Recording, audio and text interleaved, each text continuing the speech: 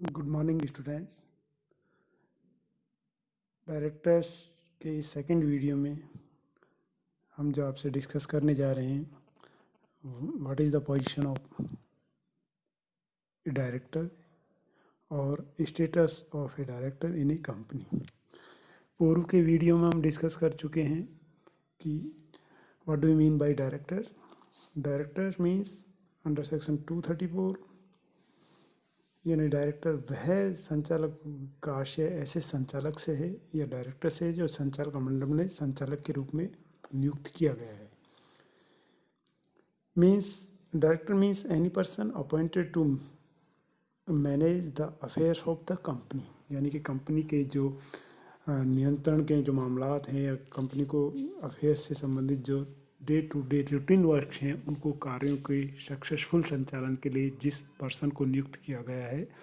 वो कंपनी का संचालक कहलाता है। यानी कि चूँकि कंपनी एक आर्टिफिशियल कंपनी होने के नाते या कंपनी एक कृत्रिम व्यक्ति है तो उसके लिए ज़रूरी है कि सदस्य या तो स्वयं डायरेक्टर बने या सदस्यों के द्वारा या अंशधारियों के द्वारा एक उचित रूप से संचालकों की नियुक्ति करे जो कंपनी के स्टेट ऑफ अफेयर्स हैं उनको संभाले। तो कंपनी के संचालक यानी कि एक तरीके से बहुत इम्पोर्टेंट कंपनी के होते हैं जो स्ट्रेटेजिक या कंपनी के डे टू डे संचालन की गतिविधियों को संचालित करते हैं। तो एक कंपनी में हम यदि बात करते हैं डायरेक्टर की पोजीशन को किस रूप में हम देख सकते हैं, तो इसके लिए यहाँ सबसे पहले हम what is the position of the directors in a company, where we can say as a agent of company, as a trustee of company, as a managing partner of company, as a servant of company. There must a fiduciary relation between the directors and the company. So let us discuss. Number one, director as a agent यानी कि संचालक की एक अभिकर्ता के रूप में स्थिति या उसकी एक एजेंट के रूप में स्थिति। चूँकि कंपनी एक मालिक है और मालिक होने के नाते जिस तरीके से जो एजेंसी ऑफ लॉ है, कंपनी के जो एजेंसी से संबंधित रूल्स है, उसमें जब एक प्रधान के द्वारा अपने बिहाव पर कार्य करने के लिए जो एक सेकंड पर्सन या द्वितीय पर्सन नियुक्त किया जाता है जो एजेंट कहलाता है, एजेंट कंपनी के बिहाव पर थर्ड पार्टी के साथ में एक कॉन्ट्रेक्चुअल रिलेशन एस्टेब्लिश करता है और उन समस्त जो अनुबंधात्मक जो एजेंट के द्वारा थर्ड पार्टी के साथ किए गए अनुबंध हैं वो सारे के सारे ऑन बिहाफ ऑफ प्रिंसिपल के आधार पर माने जाते हैं और जिसके लिए प्रिंसिपल लाइबल होता है। तो उसी तरीके से कंपनी भी जब अपने कंपनी संचालकों के साथ संबंध यानी कि एक तरीके से जैसे संचालक as a treated as a agent, यानी कि कंपनी के बिहाव पर जो कंपनी के द्वारा प्रदत्त जो शक्तियाँ हैं उनके आधार पर जो संचालक हैं वो कंपनी के डे टू डे कार्य करते हैं। इसके अलावा थर्ड पक्षकार के साथ में भी contractual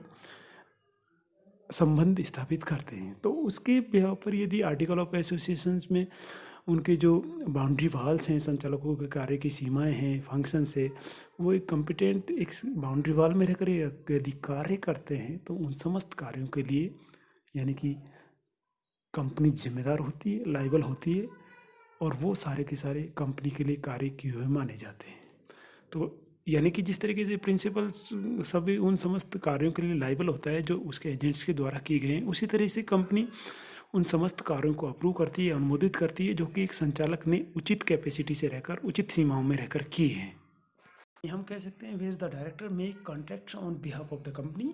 they incur no personal liability provide that act within the scope of their authority. यानी यदि अधिकार सीमाओं के बीच में रहकर संचालकों ने अनुबंधात्मक कार्य किए हैं, अनुबंधात्मक संबंध स्थापित करे हैं ऑन बिहाफ ऑफ कंपनी, तो वो समस्त कार्य अनुबंध उनके पर्सनल लाइबिलिटी में नहीं किए जाएंगे बल्कि in such a case the company alone would be liable, यानी सभी के कार्यों के लिए कंपनी लाइबल होगी।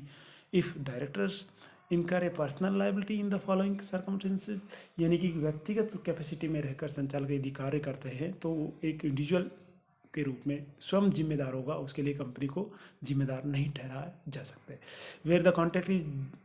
Contract in their own name, यदि उन्होंने अपने स्वयं के नाम से कोई कॉन्ट्रैक्ट किए हैं। Where they use the company's name incorrectly, यदि वो कंपनी का गलत नाम से या उसके कंपनी के नाम का गलत प्रयोग करते हुए कॉन्ट्रैक्ट करते हैं। Where the director exceed the their power, यानी डायरेक्टर जो संचालक कंपनी द्वारा प्रदत्त जो पावर है उसके बियॉन्ड जाते हैं, उसके बाहर जाते हैं, तो उस स्थिति में उनके व्यक्तिगत कार्य माने जाएंगे। But the position of director offer from the of the agent, because an agent can enter into a contract on his own name but a director cannot. Again, an agent may not disclose the name of his principal but a director must disclose the name of his principal, यानी कि एक agents के लिए ज़रूरी नहीं कि वह जो उसका प्रधान जो नियुक्ति करता है, प्रधान है, उसका नाम डिस्क्लोज करे, लेकिन यहाँ डायरेक्टर्स की एक लाइबिलिटी है कि वो जब तृतीय पक्षकार के साथ कंपनी के भाव पर कॉन्ट्रेक्चुअल रिलेशन बनाना चाहता है तो उस स्थिति में उसे कंपनी का नाम डिस्क्लोज करना पड़ता है। तो हम ओवरऑल कह सकते हैं कि जो समस्त वैध कार्य हैं जो कंपनी के द्वारा प्रदत्त या अथॉरिटी के अधीन किए गए हैं संचालकों के द्वारा, उन समस्त कार्यों के लिए कंपनी लायबल होती है। तो हम कह सकते हैं कंपनी और संचालकों के बीच में एक प्रधान या प्रिंसिपल और एक एजेंट का रिलेशन स्थापित होता है, यानी कि और कंपनी के द्वारा प्रदत्त जो कार्य हैं उसी हैसियत से सौंपे जाते हैं जो कंपनी के हित में होते हैं, और उन्हीं हितों को ध्यान में रखते हुए एक जो संचालक है वो कंपनी के समस्त कार्यों को करता है। Second one, director as trustee, यानी कि संचालकों की स्थिति, यानी कि एक तरीके से कंपनी का एक प्रधान सेवक होता है, इसलिए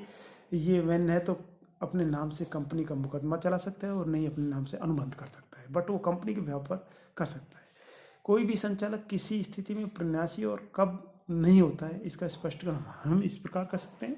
यानी कि ओवरऑल हम बात करते हैं संपत्तियों के लिए प्रन्यासी। कंपनी संचालक या तो प्रन्यासी नहीं है किंतु वे कंपनी की संपत्ति के लिए प्रन्यासी माने जाते हैं, ट्रस्टी माने जाते हैं। यदि वे उन संपत्तियों को दुरुपयोग करते हैं तो उसी प्रकार लायबल ठहराए जाएंगे जिस प्रकार वास्तविक प्रन्यासी ठहराए जा सकते हैं। इसके अलावा धन के लिए प्रन्यासी हो सकते हैं, फॉर द मनी। जहाँ तक कंपनी के धन का संबंध है, संचालक प्रन्यासी के समान होते हैं तथा वे संयुक्त एवं व्यक्तिगत दोनों रूप से इसके लिए उत्तरदायी होते हैं। इसके अलावा अधिकारों के लिए प्रन्यासी, यानी कि संचालकों को प्रदत्त अधिकारों का प्रयोग उचित रीति से करना चाहिए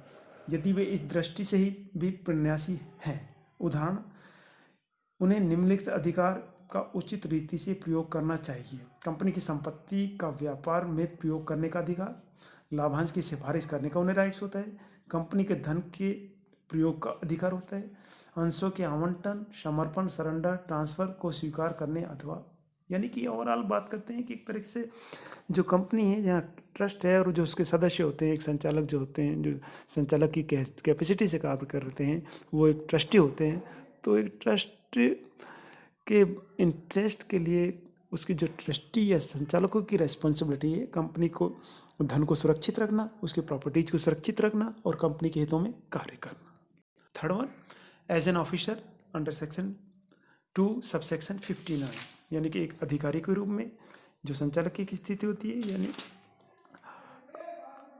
संचालक की जो स्थिति अधिकारी के रूप में होती है, यानी कि डायरेक्टर की एक जो नियुक्ति है वो एक तरीके से कंपनी में एक एम्प्लॉइज़ के रूप में होती है। एम्प्लॉइज़ के रूप में वो एक कंपनी का एक इम्पोर्टेंट पार्ट माना जाता है या एक कंपनी का अधिकारी होता है। तो वो समस्त कार्य जो कंपनी उसको प्रोवाइड करती है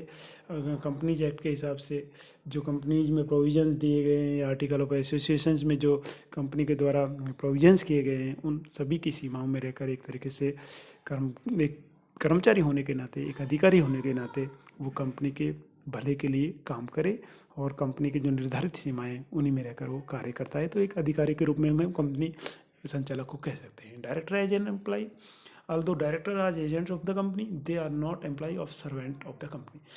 मतलब हम कह सकते हैं कि कंपनी ऑल्दो डायरेक्टर्स एजेंट्स भी होते हैं, कंपनी के एजेंट्स होते हैं, वो नौकर या जिन्हें एम्प्लॉय नहीं कह सकते, लेकिन hence they cannot claim their remuneration as preferred creditor in the event of winding up of the company under section 32(7) of the Companies Act. But where any director, beside being a director, it is is also the service और employ of the company such as secretary, यानी कि उसकी जो एक कर्मचारी के रूप में जो उसकी एक भूमिका होती है वो एक मैनेजर के रूप में होती है, मैनेजर के रूप में होगी, सेक्रेटरी के रूप में होगी, अकाउंटेंट और अन्य रूप में भी हो सकती है। He will be treated as an employ, यानी कि जब वो एक अपना एक इम्पॉर्टेंट रोल दे रहा है, चाहे वो फाइनेंस के क्षेत्र में दे रहा हो, मार्केटिंग के क्षेत्र में कर रहा हो कार्य, या सेक्रेटरियल क्षेत्र में सचिवीय कार्य कर रहा हो, तो उसके लिए जो एक वो एक कार्य कर रहा है, उस कार्य के फलस्वरूप उसे एक निर्धारित रेमुनेशन का भुगतान कंपनी के द्वारा ये किया जाता है। तो कंपनी और जब डायरेक्टर्स की बात आती है तो उसके बीच में एक जो रिलेशन इस्टेब्लिश होता है वो एक कंपनी और कर्मचारी का कहलाता है। तो यहाँ डायरेक्टर की पोजीशन एक कंपनी के कर्मचारी के रूप में भी हो सकती है। Director as a managing partners of company, जो कंपनी के जो समस्त सदस्य हैं या अंशधारी है उनके द्वारा डायरेक्टर्स को नियुक्त किया जाता है, और समस्त जो डायरेक्टर्स हैं वो एक तरीके से एक बोर्ड ऑफ डायरेक्टर्स की हम बात करते हैं तो संयुक्त रूप से जॉइंटली रूप से कार्य करते हैं। तो उनके द्वारा जो डिसीजन सामूहिक डिसीजन लिए जा रहे हैं बोर्ड ऑफ डायरेक्टर्स के द्वारा, तो वो एक तरीके से संयुक्त रूप से डेमोक्रेटिक वे में लिए जाते हैं जो कंपनी के हित में होते हैं, और कंपनी के हितों पर को ध्यान में रखते हुए समस्त जो डायरेक्टर्स हैं वो संचालकीय गतिविधियां करते हैं। तो हम कह सकते हैं कि director as a managing partner, यानी कि बहुत सारे डायरेक्टर्स हैं और वो डायरेक्टर्स एक तरीके से साझेदार के रूप में या संचालकीय साझेदारी के रूप में कार्य करते हैं। Next one, as an essential organ of the company, क्योंकि संचालकों की बात करते हैं, ओवरऑल हम बात करते हैं कंपनी का एक महत्वपूर्ण अंग के रूप में डायरेक्टर होता है, यानी कि जिसके कार्यशैली पर कंपनी को अपनी एक दिशा और दशा मिलती है। यदि किसी कंपनी की आपको पोजीशन देखनी है तो सबसे पहले हमें उसके जो बोर्ड ऑफ डायरेक्टर्स है उसकी तरफ ध्यान देना होगा, यानी कि आप बोर्ड ऑफ डायरेक्टर्स या मैनेजिंग डायरेक्टर्स के नाम से ही आप कह सकते हैं कि इस कंपनी की कैपेसिटी या इस कंपनी की जो इमेज है वो किस तरीके की होती है। Last we can say director have fiduciary position in the company, यानी कि कंपनी और डायरेक्टर्स के बीच में एक विश्वासरित संबंध होते हैं। फिडसरी यानी कि कंपनी के साथ कंपनी द्वारा प्रदत्त जो ताकत हैं, उसको पावर्स हैं, अथॉरिटी हैं, उनको सही ढंग से यूज करें, यानी कि जेन्युइन जो कार्य करने हैं उसको कंपनी के ऑब्जेक्ट को ध्यान में रखते हुए वो समस्त कार्य करे, यानी कि कंपनी और डायरेक्टर्स के बीच में एक विश्वास का एक संबंध होता है, म्यूचुअल एक रिलेशनशिप होती है, ट्रस्ट होता है, उस ट्रस्ट को हमेशा उसे पूरा करना चाहिए। तो हम कह सकते हैं कि